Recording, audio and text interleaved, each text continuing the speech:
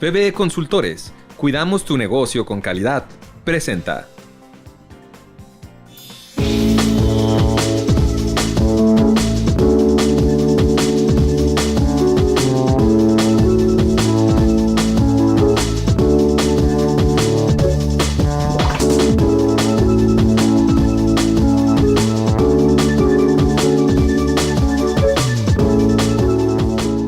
Bienvenidos a su programa Consejero Empresarial. En esta ocasión nos encontramos en las instalaciones del Centro Universitario de Tonalá de la Universidad de Guadalajara. Estamos en compañía del doctor Rodolfo Servín Gómez y su servidor Adrián Paredes, con el maestro Manuel Tron. Manuel, nuevamente muchas gracias por estar aquí con nosotros. Encantado de acompañarlos. Qué gusto. Bien. El tema, Manuel, es una continuidad a las pláticas que hemos tenido sobre los impactos de esa fiscalización o fiscalidad internacional a la que nos vamos a enfrentar. Pero, Rodo, primeramente... Gracias, Manuel. Gusto saludarte nuevamente. Y pues precisamente continuando con esa entrevista que tuvieron en días pasados respecto a toda esta información que se generó en diferentes medios y que derivado de esos se generan dos temas importantes, ¿no? Uno, sin duda, el G20, donde ya es un hecho, es una realidad el intercambio de información, en México no se diga, y las acciones BEPS, precisamente aquellas que tienen que ver con el intercambio de información. ¿Qué nos depara para estos años, este primer año donde ya vamos a tener que hacer esos reportes cumpliendo con esas acciones BEPS? Fíjate que es un gran tema. Platicábamos en alguna ocasión anterior todo este efecto de intercambios ilegales de información, de estas revelaciones de Luxemburgo, de Suiza, de Credit Suisse, de HSBC, todos estos fenómenos que hablábamos, Panama Papers, por supuesto. Pero es solo una manifestación, tal vez la más publicitada o la más atractiva en términos de plática coloquial del fenómeno, de esta necesidad de tener la información. La otra es precisamente, como mencionaban, el movimiento BEPS, que incluye una parte de intercambio, particularmente de las grandes transnacionales, con la declaración país por país, y por otro lado, el gran movimiento mundial de intercambio de información. El tema de intercambio de información es muy interesante ver cómo se ha movido, porque si nos ponemos a ver, de 1989, 1990, México celebra dos tratados de intercambio de información que durante muchos años fueron los únicos que tuvimos, que eran Estados Unidos y Canadá. Eran tratados específicos para intercambiar información fiscal y posteriormente en 91 y 92 nuestros primeros tratados para evitar la doble imposición. Ahí empezamos con esta marca y es interesante verlo porque de 1989 a 2008, prácticamente en 20 años, México firmó 40 convenios para evitar la doble imposición y firmó 2 convenios de intercambio de información. Es decir, 40 de una categoría y 2. En los siguientes 5 o 6 años, hasta el 2014, México firma otros 32 tratados, pero de los cuales la mitad, prácticamente 15, son de intercambio de información.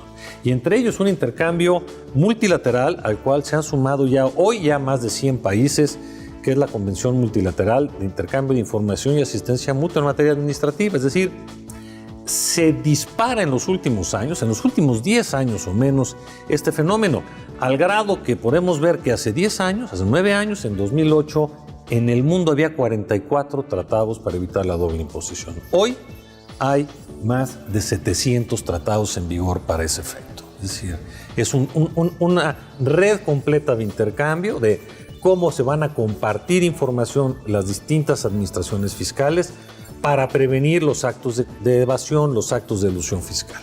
Porque ahorita que con esos números que vas mencionando, Manuel, y ante la revolución tecnológica que estamos teniendo, hubo una pregunta en esta sesión que organizó el Instituto Mexicano de Contadores Públicos a través del Colegio de Contadores Públicos de Guadalajara, Jalisco, AC, aquí en este centro.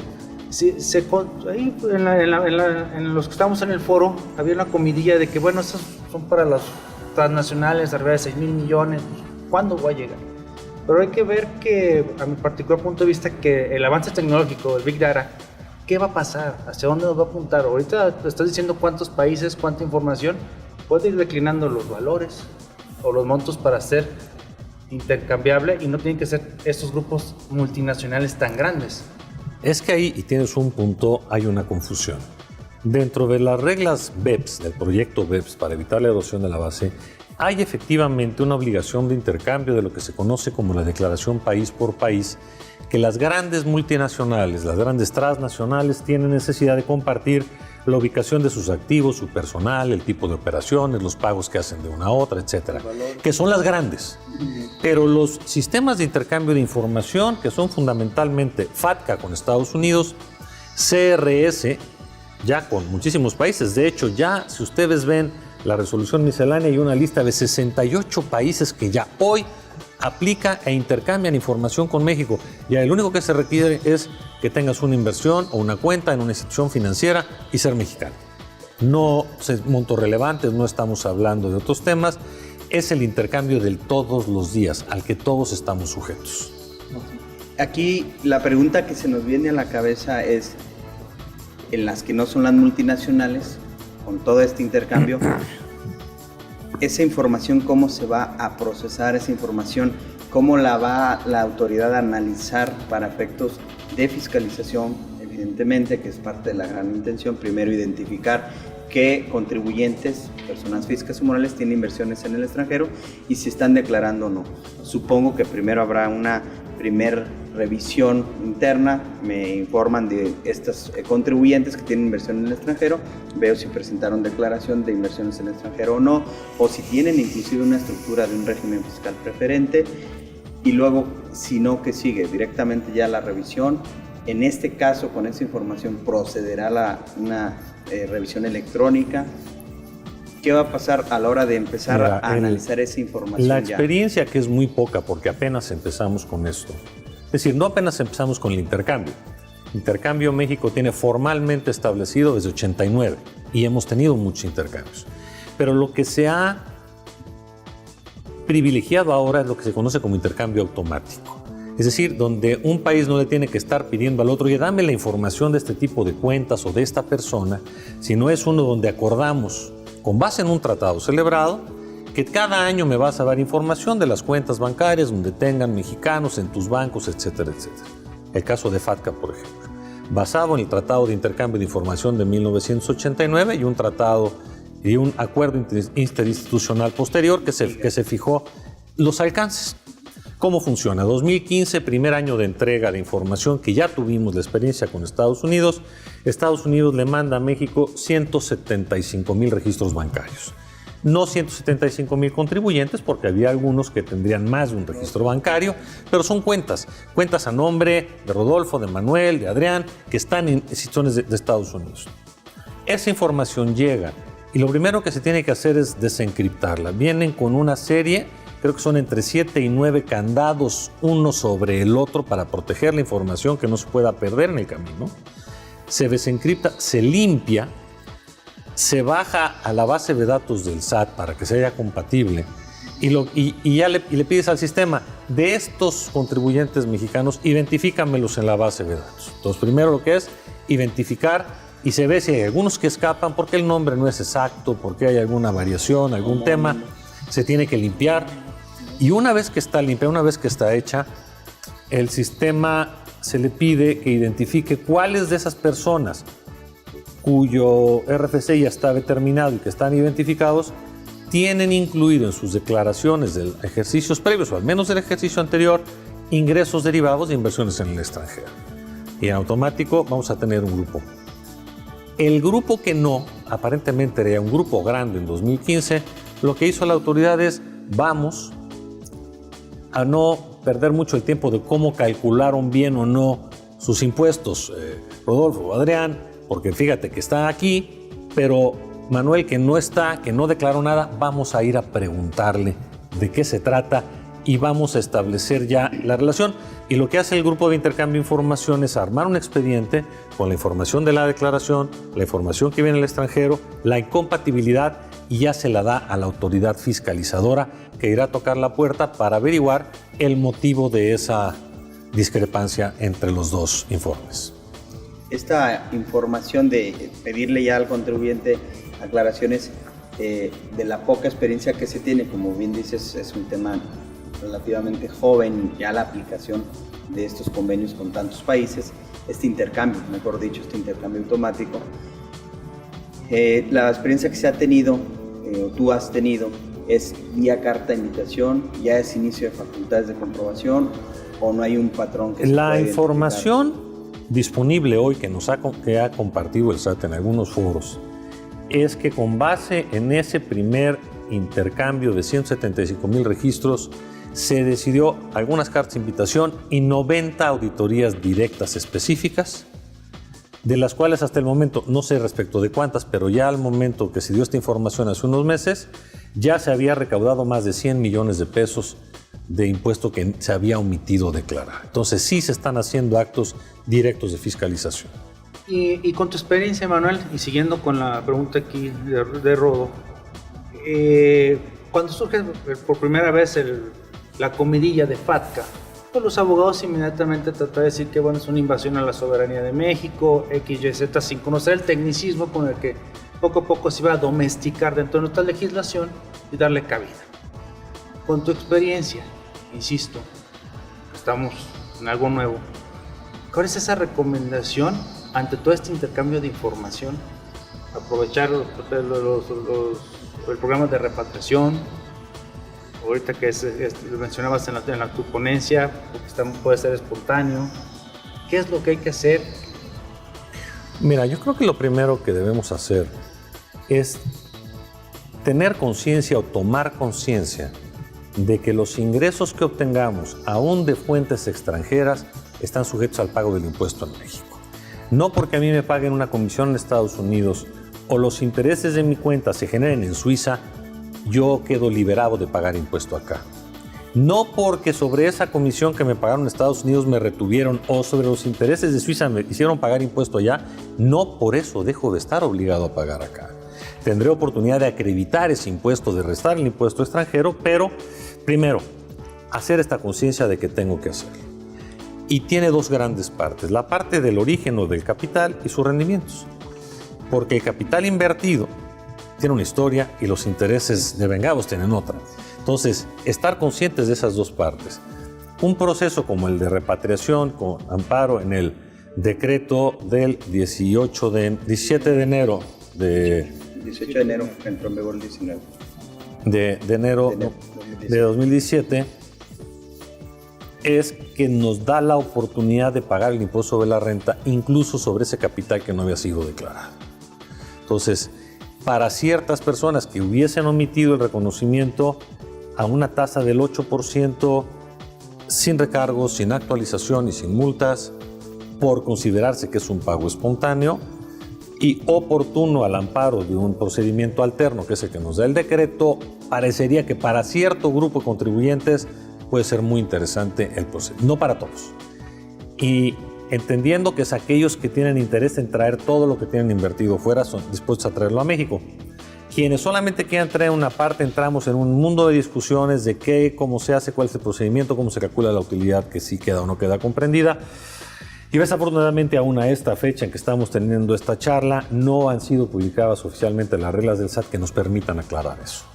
Ahorita que mencionabas este tema del decreto de repatriación de capitales, se ha discutido en otros foros, me ha tocado escucharlo, a ver qué opinión te merece, que dentro de las limitantes que tiene el decreto es que no se puede aplicar a operaciones de procedencia ilícita o operaciones que se consideran lavado de dinero en términos del Código Penal, ¿no? 400 bis del Código Penal. Y pareciera, para quienes opinan en ese sentido, que hay un contrasentido. Al ser el capital omiso, entonces hay una omisión, hay un delito de defraudación, entonces es ilícito. En consecuencia, no pudiera repatriarlo porque el mismo decreto impide que repatries cuando es recursos de procedencia ilícita. Aquí el ilícito sería la defraudación de esos recursos que están en el extranjero y no pagaron impuestos. Pero sin embargo, pues es la esencia del decreto, ¿no? Regularizar su situación fiscal. Fíjate que no comparto esa lectura, porque cuando habla de que no podrás tener los beneficios en relación con ingresos derivados de actividades ilícitas, se refiere al origen, no al hecho de que hayas o no pagado impuesto. Entonces, no es lo mismo que a mí me hayan pagado una comisión por gestionar un negocio y lo dejé afuera y no lo declaré nunca, a que sea dinero que deriva de un fraude que deriva de un secuestro, de tráfico de drogas, de tráfico de armas, o dinero que yo tomo dinero de alguien más y lo hago pasar por cuentas para que parezca legítimo, es decir, hago lavado de dinero para alguien y el pago que me hacen por eso, cuyo origen es ilícito. Yo así leo el decreto, de lo contrario llegamos al contrasentido que tú planteas, ¿no? Puede aplicar, ¿no? Bien, opinión muy interesante de tu parte, Manuel. Vamos a un corte y continuamos.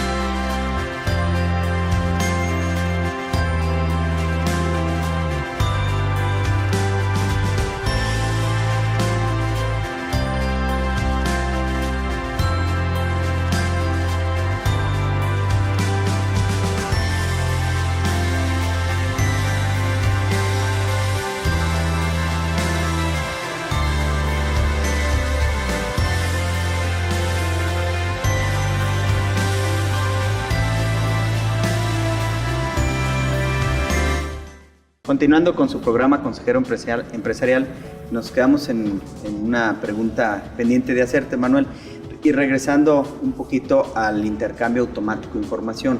Mi pregunta es, ¿qué ejercicio es el que se está intercambiando? ¿2016, 2015, cuántos años atrás, o no sabemos esa información? No, sí sabemos, lo sabemos muy claramente.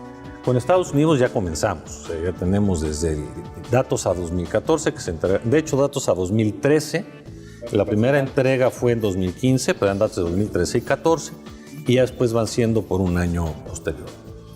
El acuerdo bajo el reporte, bajo el criterio común de reporte, bajo el Common Reporting Standard, el CRS, es información inicial de 2017, ¿verdad? Que ya se empieza a reportar,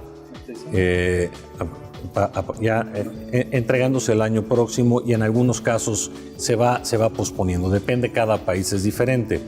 Ya a partir de este año tenemos, desde el año pasado, como participantes 68 países que ya sobre 2017 van a dar información en 2018, ya no hay la menor duda, está publicado en la miscelánea como anexo 25 bis de la miscelánea del año pasado. Se encuentra. Curiosamente, si lo vemos en esos 68 países, hay dos jurisdicciones que no están, Estados Unidos y Suiza. Muy importantes las dos. Estados Unidos, ¿por qué? Porque no participa en este programa, participa en FATCA, entonces no creamos que está fuera. Y Suiza, porque Suiza trae un acuerdo diferido y comenzará un año después porque faltan de cubrirse ciertos requisitos. Ahora, ¿qué es interesante? Oye, a mí no me preocupa porque es información de 2018, la van a entregar en 2019, lo que yo haga este año no importa. Yo diría que sí importa. Porque si a mí en 2019, respecto de 2018, le van al gobierno mexicano información, el gobierno me va a ir a tocar la puerta y me va a decir en 2019, tú me has presentado declaración de 2018, 17, 16, 15 y 14, y en este momento te abro auditoría de esos 5 años en relación con tus ingresos del extranjero, que ya sé que tienes en esta cuenta, que tenía 2 años anteriores, porque independientemente del automático, yo le puedo pedir a ese país que me dé información de años previos. Ya no en intercambio automático, pero sí en la auditoría que estoy practicando. Y suspende plazos. Y ya empezamos. Suspende plazos, apertura, la duración de la visita domiciliaria por la solicitud de información. Así es, se amplía. Entonces, esa reflexión es muy buena, que no hay que decir un año cero, sino que procesalmente van a iniciar apenas. Sí, y el hecho de que ahorita la autoridad se va a hacer sabedora o se va a hacer consciente de esa realidad, pero eso no le limita para que pueda ejercer sus facultades hacia atrás, durante el periodo que tenga las facultades expeditas, que por la general sabemos, si somos contribuyentes registrados y cumplidos, serán 5 años. Hace un momento, en la ponencia que tuviste aquí en este recinto de la Universidad de Guadalajara, hacías el análisis y la pregunta si el intercambio automático era inicio de facultades de comprobación. En esa parte, abundando un poquito y pensando en una situación particular que quieras evitar el conflicto de la revisión, la posible multas y recargos, y que quisieras adherirte a un acuerdo conclusivo, ¿a partir de cuándo me dirías que estás dentro de las facultades de comprobación? El acuerdo conclusivo procede en cualquier momento a partir de que inicia la auditoría y hasta antes de que cierre la misma. O sea, tenemos todo el lapso. Por criterio de la autoridad mediadora de PRODECON, abre acuerdos conclusivos o los admite a trámite una vez que hay una determinación de la autoridad para discutir, no antes. Normalmente cuando sale o se abre la última acta parcial. Y en ese momento dice, ok, ya sé cuál es la postura de la autoridad, ya podemos ir a negociar. Antes de eso, dicen, pues, ¿de qué discutimos, no? Y no necesitas a PRODECON para hacer una autocorrección o corregirte espontáneamente. Entonces, puedes aprovecharlo como sistema. Una vez que está el acta parcial, ves los temas, sabes que estás mal, puedes pedir el acuerdo, sentarte a la mesa, llegar al acuerdo muy rápidamente y pagar. Y si es la primera vez, incluso te ahorras las multas, porque esa es una de las ventajas de ir a ese procedimiento, ¿no? Sí. Y claramente de cualquier acto ya de fiscalización que derive de esto se podría llevar una vez que haya una propuesta de conclusiones o una calificación de actos, independientemente de si viene de un intercambio o es de una auditoría directa normal. Fíjate que me quedo reflexionando siguiendo con la facultad de comprobación, pues, sobre los criterios que tenemos en los tribunales, es decir, vía penal, vía administrativa, acuerdo separada, ¿no? Uh-huh. Y cuando estamos hablando de intercambios de información, sigue siendo esa invitación un elemento nomás indicial. ¿Hasta qué momento podría convertirse ya como valor para la formulación de una querella? Ese sería un tema importante. Mira, si en el intercambio de información le informasen al gobierno mexicano que yo soy titular de derechos en una estructura offshore que no he reportado, yo creo que nada le impediría darle vista al Ministerio Público, habida cuenta de que la mera falta de reporte en términos del 178 de la Ley del Impuesto sobre la Renta, referida al artículo 109 del Código Fiscal, constituye un delito. Sí, la no presentación de la declaración informativa de paraísos fiscales, cuando yo tengo ingresos derivados de ese régimen, constituye un delito la mera no presentación. Entonces, no me sorprendería que veamos casos a partir de que precisamente, informada la autoridad, nos notifique administrativamente que tiene esa información y nos pregunte, pero de vista al Ministerio Público para el inicio de la acción penal. Sí, es que ahí ese tema, Manuel, lo pregunto, lo expongo porque esto es lo que nos debemos de preocupar, ese alcance. Cada quien sabe dónde tiene su dinero o dónde estuvo su dinero. Y son unos tipos penales, así como el cambio de domicilio con una deuda fiscal o con crédito fiscal a tu cargo, son los delitos más fáciles para la autoridad para formular una querella. No necesitas reunir tantos elementos positivos, elementos de prueba, y pues, simplemente es una omisión y tener un elemento positivo que es una acción de tener dinero en un paraíso fiscal o un refipre, ¿no? Sí, ahora hablando precisamente de este tipo de regímenes fiscales preferentes, de esta lista de los 60 y tantos países que ya tienen el CRS, preguntarte, Manuel, ¿ahí está ya incluido la República de Panamá? Mira, en la lista de los países que está en la resolución miscelánea, desde el anexo 25 bis, sí, no veo a Panamá, pero tienes países como Aruba, como Belice, Curazao, Guernsey, tienes Irlanda, las Islas Caimán. Todos estos ya se subieron al tema y van a dar información. Tienes también por aquí, por ejemplo, de otros paraísos fiscales conocidos. Tienes, por ejemplo, el... Turca y Caicos, ¿no está? Pues mira, son 68, San Marino, Seychelles, las islas tienes... O sea, países, Islas Turcas y Caicos también están, las Islas Vírgenes Británicas, Jersey, Malta. O sea, sí tienes a todas estas ya. Porque ya el concierto internacional ha sido precisamente apretar por ahí. Y la efectividad de este intercambio se da por dos lados. El aislar a aquellos países dentro de la comunidad internacional que no se suben al proceso Porque si tú permites que alguno se quede fuera, pues todo el mundo se va a refugiar ahí.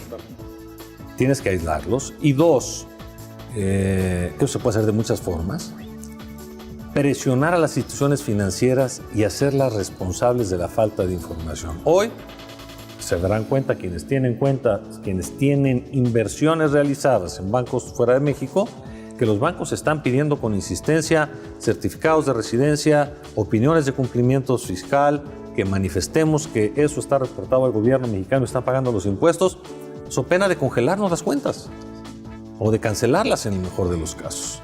Entonces, han apretado a los bancos, han impedido que las naciones, que los países tradicionalmente secretivos lo sigan siendo, sino que tienen que abrirse.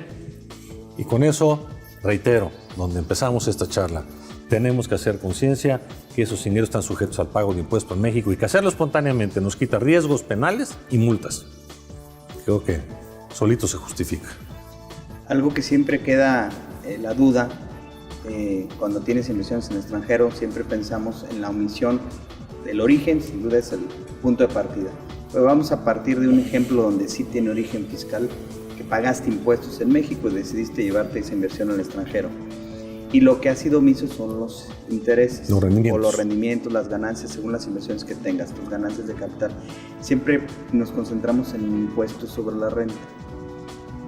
¿Qué pasa en aquellos probables casos en que a lo mejor también ese acto fue grabado para efectos de IVA? Ahí hay un tema que sí puede ser complicado cuando el origen, particularmente esto con los rendimientos es muy raro que se dé por el tipo de operación, porque no se da en México nada de esa operación, pero cierto tipo de actividades que te pudieron haber generado el capital que tienes invertido, y comisión pudieras considerarlo como una exportación de servicios al cero.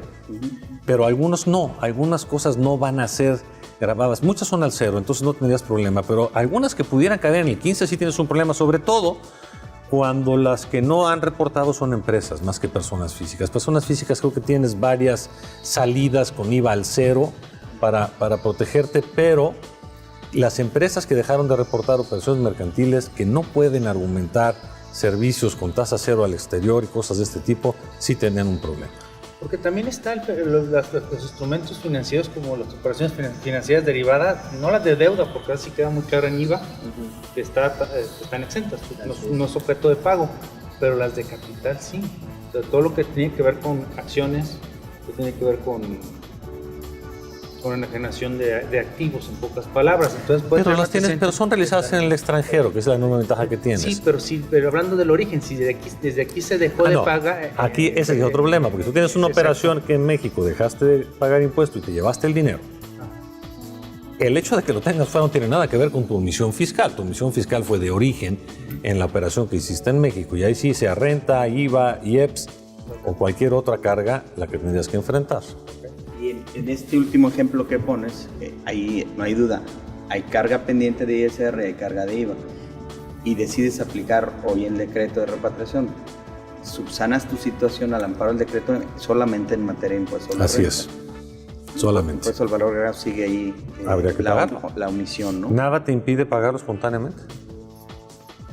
Pero no va a haber una tasa preferencial ni beneficio. Pero nada te impediría pagarlo espontáneamente.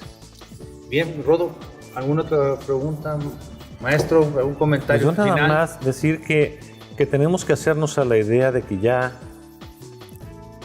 aquella tradición de me llevo mi dinero fuera para que no lo vean, de que lo que está fuera no se conoce, de que como lo obtengo fuera no tengo por qué pagar, es historia. Hagámonos esa idea, porque si no estamos poniendo en riesgo nuestro patrimonio y la verdad y nuestra libertad incluso. Bien. Doctor, ¿algún comentario final? No, agradecerte, Manuel, por este evento. Como siempre, un gusto. Sabes que aquí Guadalajara es tu casa y bien recibido como siempre. Con muchísimo gusto. Muchas gracias. Gracias, Adrián. Maestro. Es un placer como siempre. tenerte Muchas aquí. Gracias. También dice, aquí en Guadalajara, y tú lo dijiste entrando a la exposición, aquí es otra casa. Sí, señor. Muchas gracias. Bueno, con esto terminamos el programa Consejero Empresarial de esta ocasión.